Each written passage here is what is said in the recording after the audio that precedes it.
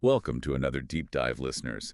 This time, we're going to be exploring something I find truly fascinating: improvisation. Improvisation. Oh, this should be interesting. It's not just for performers, it's for anyone navigating our increasingly complex world. I mean, let's face it, life is full of curveballs. Volatile, uncertain, complex, and ambiguous. Exactly. VUCA. We're drawing insights from the book Improvise by Max Dickins, and it's packed with practical wisdom. I'm already intrigued. So, where do we begin? Oh, Dickens kicks things off with a story about his first improv class. He describes feeling incredibly awkward doing an exercise called Bunny Bunny. In fact, he almost snuck out. Oh, I can relate to that feeling of being outside your comfort zone. Those first steps can be daunting. But those were often the steps that lead to the most significant growth. It's like that saying, growth happens outside of your comfort zone. Precisely. The book argues that life itself is a form of improvisation. Think about it. We're constantly adapting, responding to the unexpected. And that's where yes and thinking comes in. It's this incredible tool for collaboration, idea generation, even conflict resolution. And to really drive that point home, Dickens paints a picture of an employee, Cindy, who pitches a video idea. Sadly, she's met with immediate negativity from her colleagues. But then the boss steps in with a yes and response. Instead of dismissing Cindy's idea, he validates it, even sparking a brainstorming session. The entire team starts building upon her initial concept. Talk about transforming a potential roadblock into a springboard. I love that. It's about saying, okay, let's explore this further. It encourages us to actively propel an idea forward. But yes, and thinking extends far beyond brainstorming. Dickens even uses it to navigate a disagreement with his partner about kitchen cleanliness.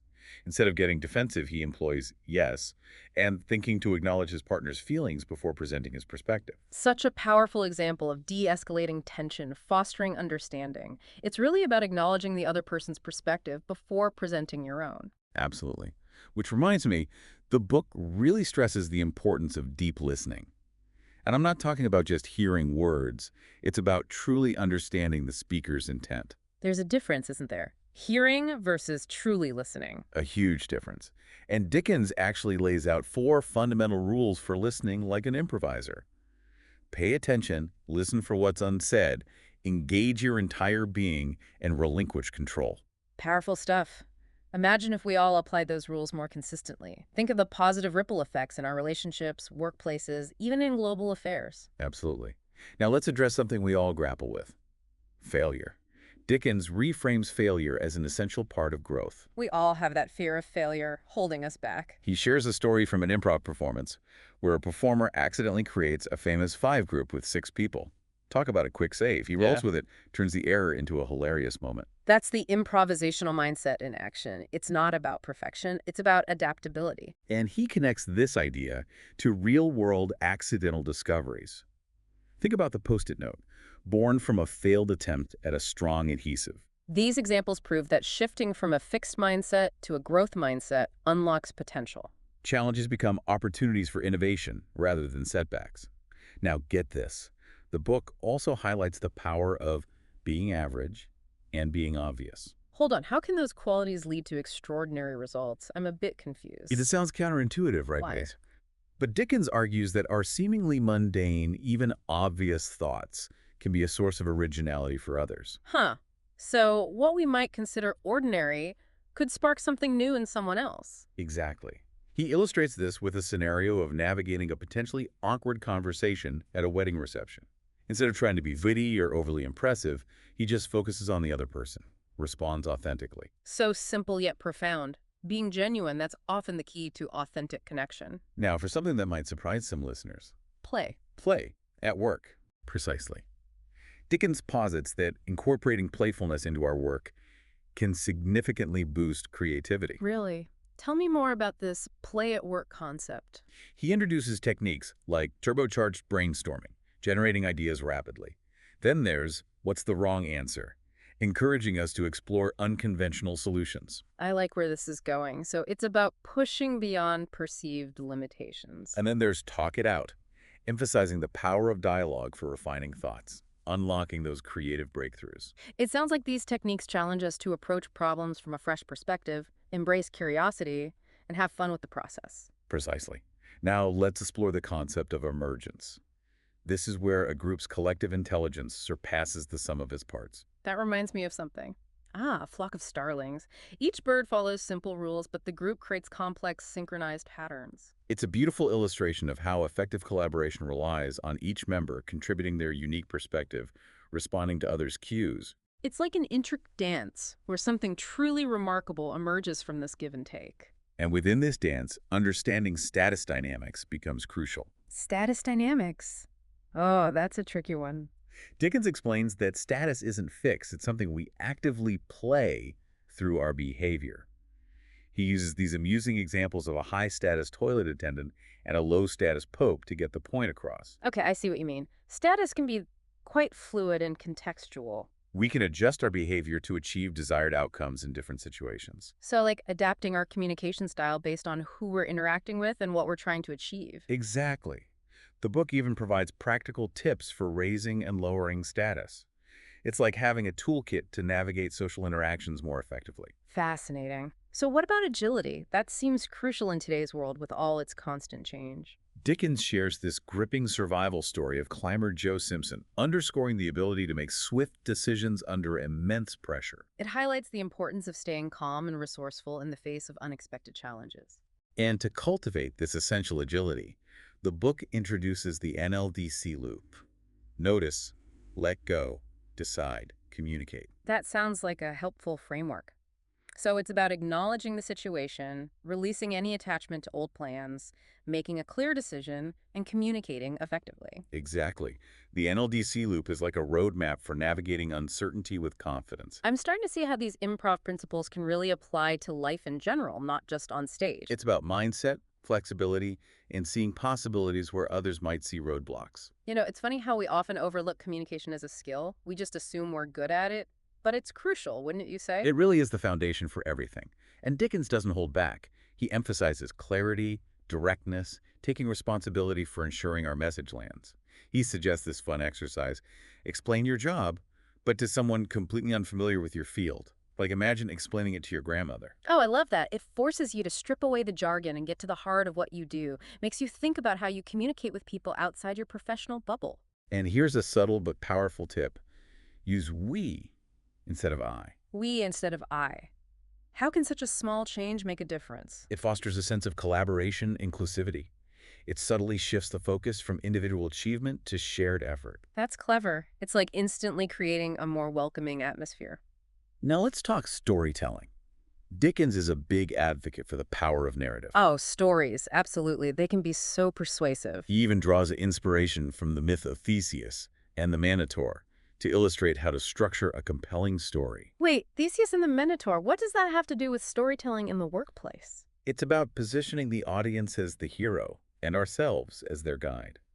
We help them navigate a complex problem and emerge victorious. Ah, I see. So it's not just about facts and figures. It's about engaging people's emotions, their imagination. Exactly. And speaking of emotions, Dickens suggests a simple but profound practice. Before any interaction, just take a moment to check in with yourself. How are you feeling physically, mentally, emotionally? Self-awareness before interaction. I can see how that would be beneficial. It's about bringing our best selves to the table. Makes sense.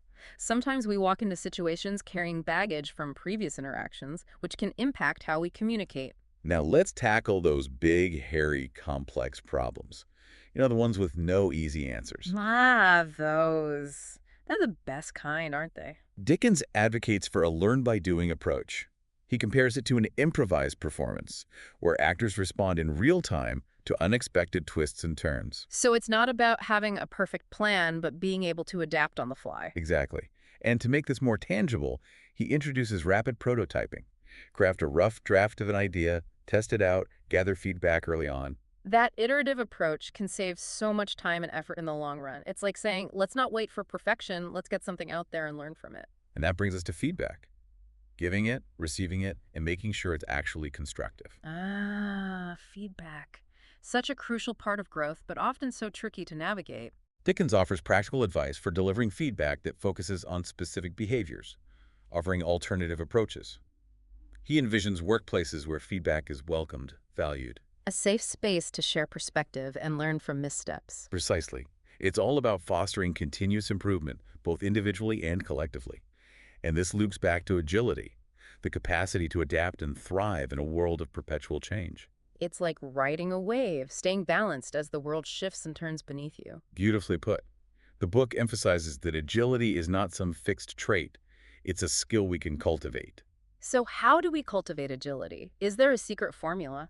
It's about embracing a growth mindset, viewing change not as a threat, but as an opportunity, recognizing that what worked yesterday might not be the best approach tomorrow. It's about being open to learning, to adapting, to constantly evolving. Precisely. Now get ready for this. The failure resume. Wait, what? The failure resume? That sounds Hmm? counterintuitive. Right. But hear them out. Instead of highlighting accomplishments, it chronicles mistakes, setbacks, even those cringeworthy moments we'd rather forget. Okay, I'm intrigued, but still a bit skeptical. What's the point of dwelling on failures? The goal is to destigmatize failure. It's about embracing those oops moments as valuable learning experiences. So it's not about wallowing in our mistakes. It's about extracting wisdom from them, turning them into aha moments. And to really bring this concept to life, Dickens shares an anecdote about a professor who created a failure resume to inspire her students. Wow, that's brave. It shows that even the most accomplished individuals have encountered setbacks along the way. It humanizes success, showing it's not a linear path, but a journey filled with twists and turns. And speaking of journeys, let's talk about managing that inner critic. That voice whispering doubts, fears, holding us back. Oh, that voice. We all know it well, don't we? Dickens uses a brilliant analogy, the chimp paradox. He compares our inner critic to a mischievous chimp, constantly throwing tantrums, trying to sabotage our efforts. A chimp. That's a perfect image. So it's this irrational part of us that wreaks havoc, especially when we're trying to step outside our comfort zone. The book offers strategies for recognizing the chimp's antics, challenging those negative thoughts, and reclaiming control over our inner dialogue. It's about recognizing that those thoughts are just thoughts, not necessarily truths. Exactly. And on a more positive note, let's talk about celebrating successes. Oh, yes. It's so important to acknowledge our wins, both big and small. Dickens emphasizes savoring those wins, internalizing them, letting them fuel our confidence. It's easy to get caught up in that constant pursuit of the next goal and forget to appreciate how far we've come. Absolutely. And here's another important point.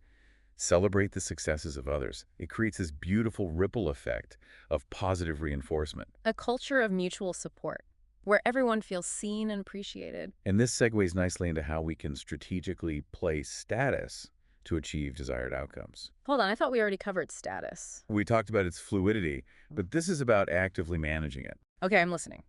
So it's not just about our position in a hierarchy. It's about how we present ourselves, our body language, our tone of voice. Ah, I see. So we can consciously adjust our status to influence how others perceive us and to navigate social situations more effectively. Precisely.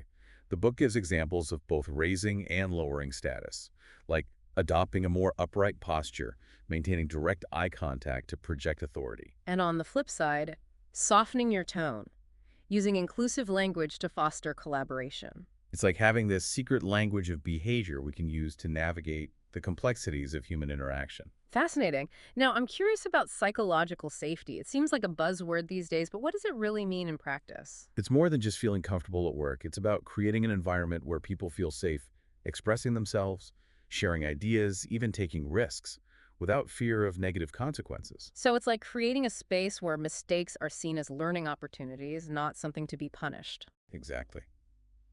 The book emphasizes how psychological safety unlocks creativity. People are more likely to contribute unique perspectives, challenge assumptions, and experiment. Because they don't feel like they'll be ridiculed or penalized for speaking up or making a mistake. Precisely. Dickens suggests that leaders can cultivate this by modeling vulnerability, admitting their own mistakes, and encouraging open, honest communication. Lead by example, creating that safe space for everyone to contribute. And this naturally leads to embracing diversity, not as some box-ticking exercise, but as a genuine source of strength and innovation. Diversity of thought, experience, background. It enriches our understanding of the world, doesn't it? Absolutely. The book argues that diverse teams are more likely to challenge assumptions, identify blind spots, and come up with those truly innovative solutions. Because they bring a wider range of perspectives to the table. It's like having multiple lenses through which to view a problem. And this brings us back to leadership and fostering a culture of agility within teams. So it's not just about individual agility, but building that capacity for adaptation at a team level. It's about empowering people to take ownership, experiment, learn from their mistakes. Leaders need to communicate a clear vision, provide support, and importantly, celebrate both successes and failures. Creating that continuous learning environment, always striving for improvement, but without the fear of making mistakes. And at the heart of it all, that yes and thinking we talked about earlier, it's the thread that weaves through all these concepts. It's about approaching life with an open mind, a sense of curiosity, a willingness to embrace the unexpected. And most importantly, it's about building on each other's ideas. Working together to create something truly remarkable. Well, here we are at the end of our exploration of Improvise. I don't know about you, but I'm feeling quite inspired. Me too. It's amazing how much practical wisdom we've gleaned from a book about, well, improvisation. It just goes to show how universally applicable these principles are. They go far beyond the stage. Before we wrap up, I think it would be helpful to distill the essence of this discussion into, say, 10 key takeaways for our listeners to ponder. 10 takeaways. Okay, I like it. Let's do it. It really is remarkable how many practical insights we've unpacked from a book about improvisation. It speaks to the versatility of these principles. They're applicable to so many aspects of life, wouldn't you agree? It's incredible. Who would have thought that the principles of improv could offer valuable tools for navigating the complexities of, well, everything, really? Right. Business, relationships, personal growth. It's about recognizing those underlying patterns of human interaction and applying those patterns to achieve better outcomes. Improvisation provides this amazing framework for approaching challenges with flexibility, with creativity, and with a willingness to embrace the unknown. One of the most powerful ideas for me is this emphasis on embracing failure as a learning opportunity. It's a real paradigm shift, isn't it? Moving away from that fear of failure, that need to avoid it at all costs. It is, and Dickens does a brilliant job of reframing our relationship with failure. Not a setback, but a stepping stone. That failure resume concept really stuck with me. It's a powerful tool for sure. Imagine a world where we celebrate our missteps as data points. It would definitely lead to a more resilient and innovative society. And this ties into the importance of psychological safety, creating environments where people feel safe, taking risks, sharing their ideas without fear of judgment. It's about trust, respect. Mistakes become learning opportunities, not something to be punished. Absolutely. When people feel safe to express themselves authentically, that's when true collaboration and innovation can emerge. And of course, we can't forget about yes and thinking. Right, it goes way beyond brainstorming. It's a way of life, isn't it? It is. It encourages us to build on each other's ideas, to see potential, not roadblocks. Think about its impact on conflict resolution. Empathy instead of blame. Understanding instead of defensiveness. We could learn a lot from improvisers when it comes to communication. Deep listening. It's so rare these days. We're always in such a rush to respond, to get our point across, that we forget to truly listen. We miss those subtle cues, those unspoken emotions. Countless misunderstandings and conflicts could be avoided if we all just slowed down and really listened. And of course, there's the whole concept of status dynamics. Oh yes, that subtle dance of power and influence. It's fascinating.